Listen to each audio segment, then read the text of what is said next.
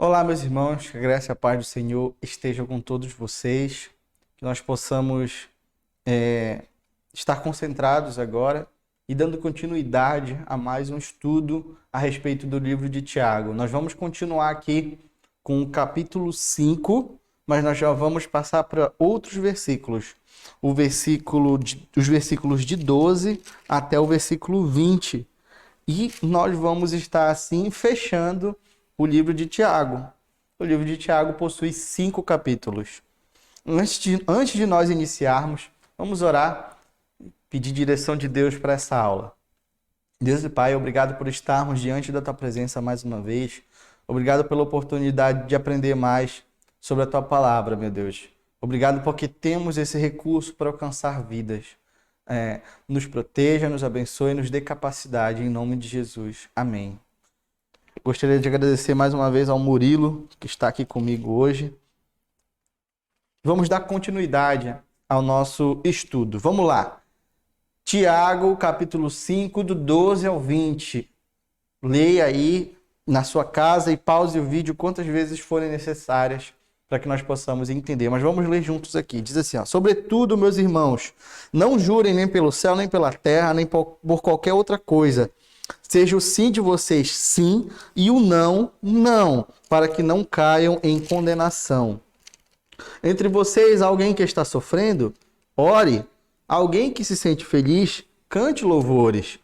Entre vocês, alguém que está doente, mande chamar os presbíteros da igreja para que estes orem e unjam com óleo em nome do Senhor. A oração feita com fé curará o doente, o Senhor levantará, e se houver cometido pecados, ele será perdoado. Portanto, confesse os seus pecados uns aos outros e orem uns pelos outros para que sejam curados. A oração de um justo é poderosa e eficaz. Elias era um ser humano como nós. Ele orou fervorosamente para que não chovesse, e não choveu sobre a terra durante 3 anos e meio. Orou outra vez, e os céus enviaram chuva, e a terra produziu seus frutos. Meus irmãos, se algum de vocês se desviar da verdade e alguém o trouxer de volta, lembrem-se disso. Quem converte um pecador do erro do seu caminho, salvará a vida dessa pessoa e fará que muitíssimos pecados sejam perdoados. Essa é a palavra do Senhor. Então vamos lá. Provavelmente aí no seu contexto, ali na sua Bíblia, né, pode estar escrito ali orientações finais, recomendações finais, alguma coisa do tipo, né? A carta está sendo encerrada e o autor ele traz algumas orientações exatamente para finalizar o contexto. Igual como quando a mãe sai de casa e orienta seu filho a fazer as coisas, lembrando dos seus afazeres. Aqui Tiago está lembrando a igreja. Vamos lá. Chegando ao fim da carta aqui, Tiago ele passa a dar essas exortações finais aos seus ouvintes. Elas têm um intuito, visam ali o crescimento espiritual da igreja, bem como a igreja como um todo, né? Mas também um crescimento particular com cada cristão comprometido com o evangelho de Jesus, certo? Vamos começar com o versículo 12. Ele diz assim, ó: meus irmãos, não jurem nem pelo céu, nem pela terra, nem por qualquer outra coisa. Seja o sim de vocês sim e o não de vocês não.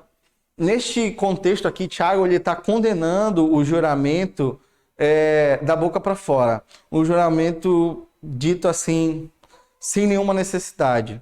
Olha só, para a gente contextualizar aqui, fazer juramentos era uma prática comum entre os judeus. Eles juravam tudo por tudo. E ainda envolviam Deus no meio. Eu juro pelo meu olho, eu juro por Deus, que meu olho caia, que minha mão caia. Você com certeza já ouviu alguém falar assim, que um raio cai agora aqui se eu estiver mentindo. Ou talvez você mesmo já falou, né? Mas assim, essa era uma prática muito comum entre os judeus, fazer um juramento em nome de Deus ou em nome de algo que era considerado sagrado. Então, eles juravam por Deus, pelo seu trono, eu juro pelos céus, eu juro pela terra, por Jerusalém, pelo templo, até mesmo pelos, como eu falei ainda agora, pelos membros do seu corpo. Só que olha só, geralmente esses juramentos ali já estavam banalizados. E muitos eram feitos com uma pitadazinha assim de desonestidade, uma dosezinha de desonestidade. Porque eles eram feitos por pessoas que não tinham interesse nenhum em cumprir com aqueles juramentos que eles faziam. Jesus, ele percebeu essa fraude com esses tais juramentos. Ele percebeu isso e com isso ele ensinou os seus discípulos a não praticarem. Ele ensinou aos seus discípulos a não praticarem os juramentos. Lembrando, os falsos juramentos, né? Que a palavra de vocês seja sim e que o não de vocês seja não. Ou seja, o que Jesus transmitiu aos seus discípulos, Tiago agora estava transmitindo para a igreja. Não jurem indevidamente. Não façam promessas as quais vocês não vão poder cumprir. E esse contexto ele é muito pertinente para nós. Será que nós estamos fazendo promessas as quais nós não vamos conseguir cumprir? Esse juramento ele também vale para os nossos credores, né? Então, que nossa palavra ela seja sim ou seja não, mas que seja firme. Só para contextualizar, abra sua Bíblia em Levítico 5, versículo 4. Diz assim, ó, lá está voltando lá para a lei, lá para o Antigo Testamento. Se alguém impensadamente jurar, fizer algo bom ou mal em qualquer assunto, que jure descuidadamente e que não tenha consciência disso, será culpado quando souber. Assim, o juramento, ele não era proibido, né? A lei ela não proibia o juramento, mas a lei ela orientava e ela exigia que as pessoas elas fossem fiéis ao cumprir os juramentos. Então, a palavra do Senhor aqui ela é muito clara. Não jurem por qualquer outra coisa, para que não caiam condenação, nem pelos céus, nem pela terra. Não jurar falsamente.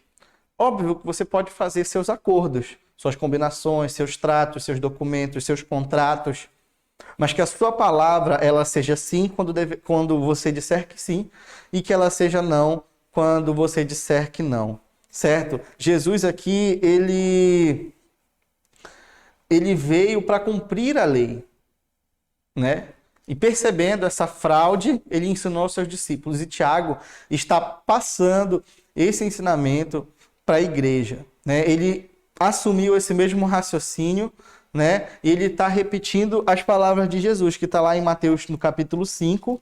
Abra aí, no versículo 34 a 37.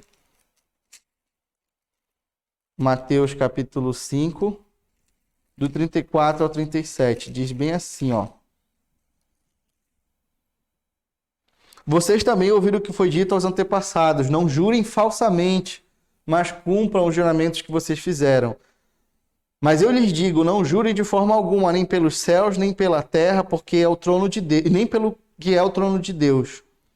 E não jure pela sua cabeça, porque você não pode tornar branco ou preto nem um fio de cabelo. Seja o seu sim, sim, e o seu não, não. Então, Tiago está trazendo ali uma lembrança do Sermão do Monte e aplicando aqui para o contexto dessa igreja. E que nós possamos realmente ouvir as palavras do Senhor. Jesus ele foi o âmago da lei, ele foi ao âmago da lei. Então, ele foi ali para contextualizar. Não façam juramentos falsos ou promessas que vocês não vão cumprir ou agir com desonestidade, certo? Essa recomendação, eu estou enfatizando ela porque deve existir coerência, deve existir uma confiabilidade quando você se denomina cristão, quando você está aqui no meio, né? Não precisamos de outros argumentos, que o nosso sim seja sim, e o nosso não seja não. Certo? E vamos seguindo aqui com o contexto. Vamos passar para o versículo 13 em diante. Ele fala, se alguém de vocês está sofrendo, que orem. Se está feliz, que cante louvores. Olha só, a oração, ela é a nossa conexão com Deus. Nós aprendemos isso desde criança, né? A nossa oração, a nossa o nosso contato, deve ser a primeira coisa que nós fazemos, deve ser a primeira coisa que devemos fazer quando acordarmos. Você ora quando você acorda? Você ora antes de comer? Você agradece a Deus pelo seu alimento? Né? A oração ela é um dos instrumentos, uma das armas mais importantes na nossa vida cristã. É por meio dela que nós conversamos com Deus, é por meio dela que nós agradecemos a Deus pelo dom da vida. É por meio da oração que nós confessamos os nossos pecados a Deus. É por meio da oração que nós pedimos perdão pelos nossos pecados. A oração, ela é imprescindível para a nossa vida. Que nós possamos orar realmente em espírito e em verdade. Então, olha só, a orientação de Tiago é essa. Se alguém está sofrendo, que ore. Então, meu irmão, nós estamos falando sobre sofrimento desde o início da nossa lição, desde a lição passada, da aula passada. Então, se você está sofrendo, meu irmão, ore a Deus. Ore a Deus, coloque nas mãos dele o seu sofrimento. O fardo do Senhor e o jugo dele, ele é leve. Ele carrega conosco os nossos fardos. E se você está sofrendo por qualquer tipo de situação, coloque nas mãos do Senhor. E eu tenho certeza que ele dará a resposta. Com Deus não existe essa de uma mãozinha amiga. Eu vou dar uma mão amiga para Deus, eu vou aqui utilizar desse meio, eu vou tentar barganhar. Não existe. Com Deus existe a fé, a confiança. Certo? E ele trará as melhores respostas para a nossa vida. Se alguém se sente feliz, que cante louvores. Então, meu irmão, há tempo para tudo. Olha só, se você está em sofrimento, ore a Deus, entregue nas mãos dele o seu sofrimento. E se você está feliz, não se esqueça de Deus. Celebre e cante louvores. Vá e fale das bênçãos do Senhor para o seu próximo. Por que você está feliz? As pessoas elas ficam felizes quando elas saem de um sofrimento, quando elas são curadas, quando aquele seu negócio deu certo, quando o seu amor é correspondido. Isso nos dá felicidade. Quando nós passamos em alguma prova, concurso, quando nós conseguimos aquele trabalho que nós gostaríamos. E se você está feliz, meu irmão, espalhe para o mundo todo porque você está feliz. E que o motivo da sua felicidade ela seja Cristo em qualquer contexto da sua vida. No versículo 14 diz assim, ó, se alguém de vocês está doente, mande chamar os presbíteros da igreja, para que estes possam orar em nome do Senhor. Olha só, no versículo 15 ele completa assim, ó, a oração feita com fé curará o doente, e o Senhor o levantará, e se houver cometido pecados, ele será perdoado. Então, meus irmãos, a oração, a entrega das nossas vidas ao Senhor, ela é em todo o contexto.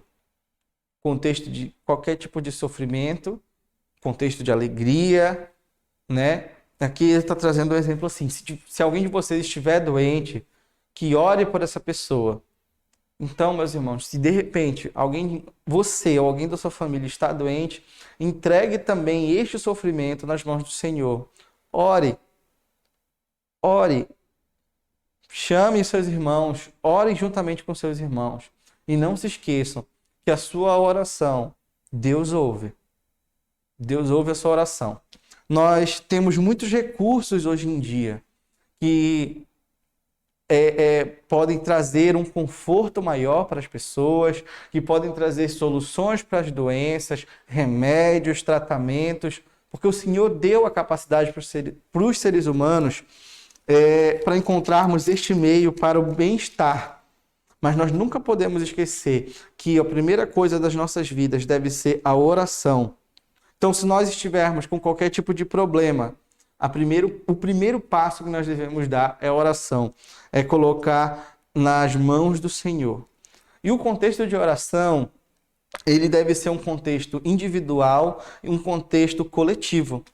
Eu lembro muito bem que em casa, os meus avós, nós fazíamos o culto doméstico. Eu, os meus irmãos e os meus tios que vieram antes de mim, né? Mas eu e os meus irmãos, nós estudávamos de manhã. A nossa aula começava às 7 horas da manhã. Ou seja, normalmente nós teríamos que acordar pelo menos 6 horas da manhã para a gente ir para a aula. Mas nós acordávamos às 5 porque nós tínhamos o culto doméstico. Quando você é criança e você ainda está nesse processo, você não entende, mas você está lá participando. Quando você vai crescendo, você vai entendendo.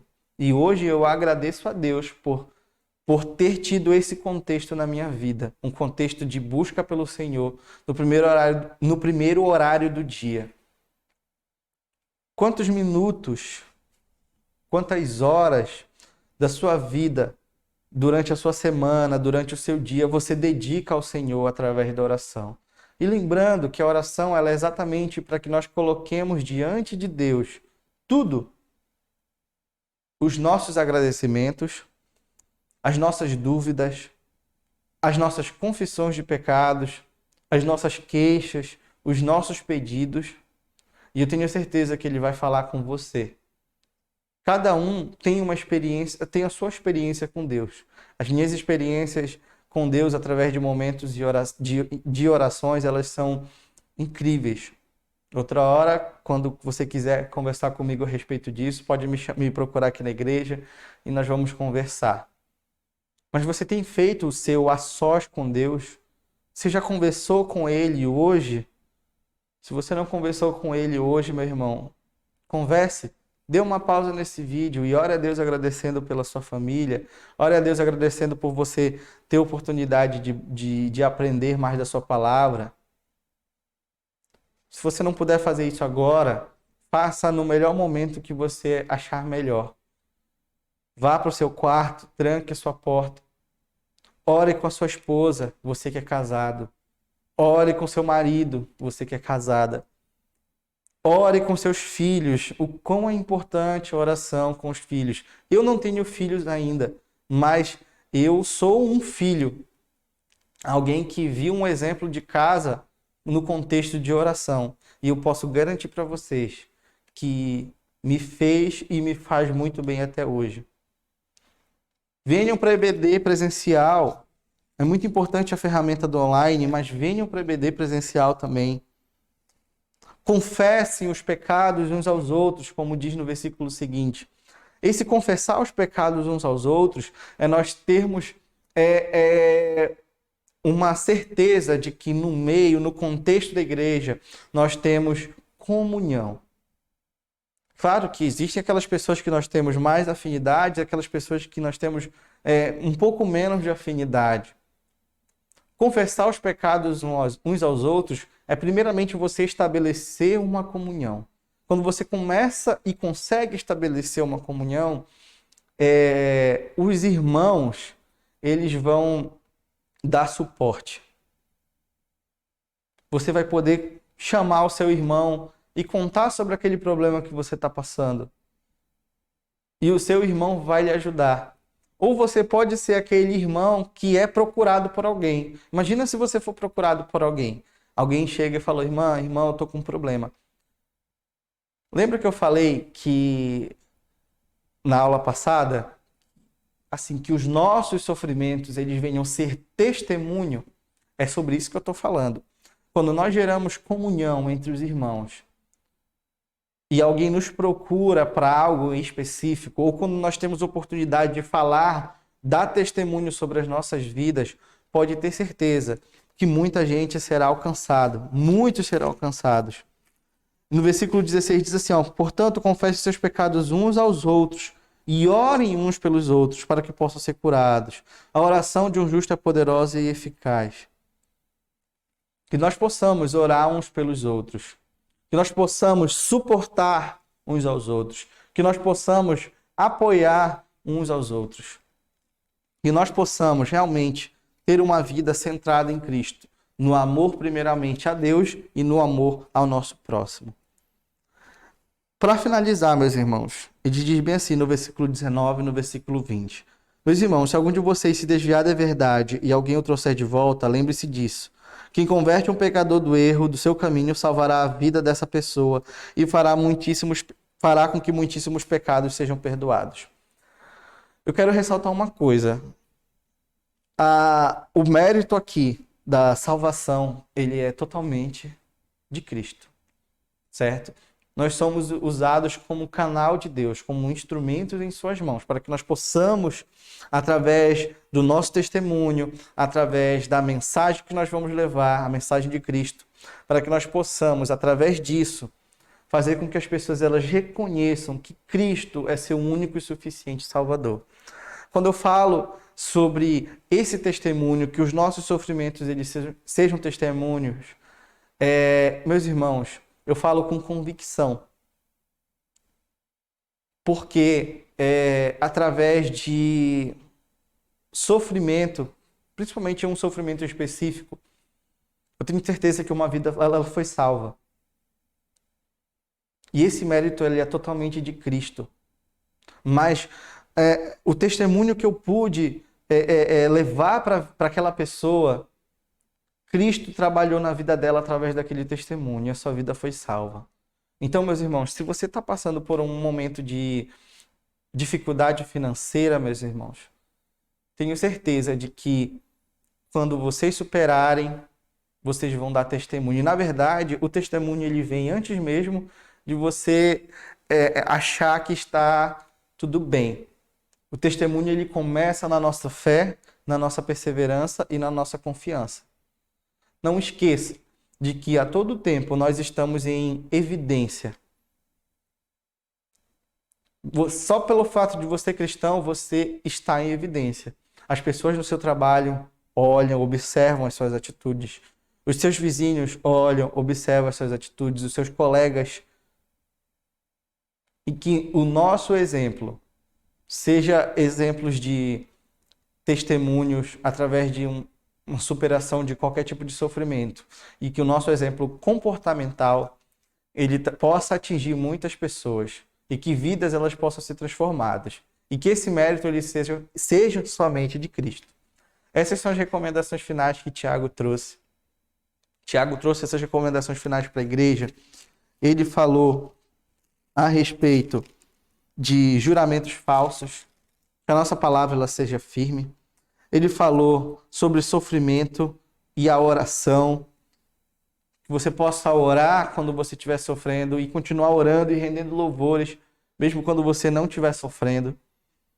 Ele falou sobre a comunhão, sobre cura, sobre confissão de pecados, sobre suporte um dos outros e sobre como a nossa vida pode alcançar e pode transformar muitas outras pessoas através do nosso testemunho. E que Cristo seja o centro de tudo. Amém? Que Deus te abençoe. Um abraço para você e até a próxima.